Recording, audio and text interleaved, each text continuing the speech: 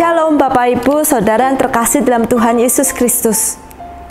Lukas 5 ayat 4-5 berkata, setelah selesai berbicara, ia berkata kepada Simon, bertolaklah ke tempat yang dalam dan tebarkanlah jalamu untuk menangkap ikan.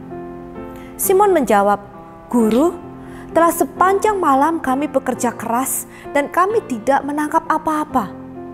Tetapi karena Engkau menyuruhnya, aku akan menebarkan jala juga. Mari kita memperhatikan bagaimana reaksi Petrus dalam bagian ini.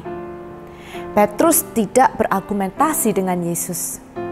Dia juga tidak berkata, maaf Tuhan, Engkau adalah seorang tukang kayu dan aku ini seorang nelayan. Siapa Engkau berhak untuk mengajarkan kepadaku bagaimana aku harus melakukan pekerjaanku? Kita juga melihat bahwa Petrus tidak ragu-ragu ketika Tuhan Yesus berkata untuk menjalankan perahunya. Karena dia tidak mengatakan, tunggu sebentar Tuhan. Mungkin kita perlu untuk berpikir sejenak. Mungkin kita perlu bertanya kepada yang lainnya. Atau mari kita melakukan voting.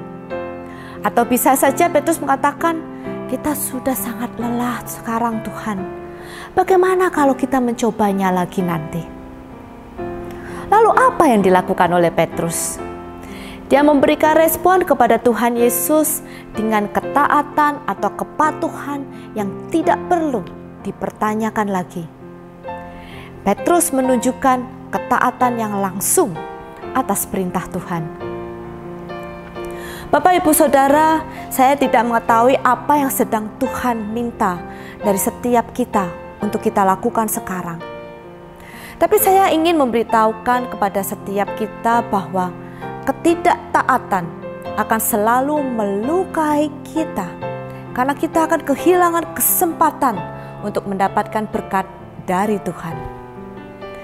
Tapi jika kita menjadi seperti bagian ini, tetapi karena Engkau menyuruhnya, atau dalam bahasa Inggris dikatakan because God says so, kita akan mengalami berkat Tuhan atas hidup kita.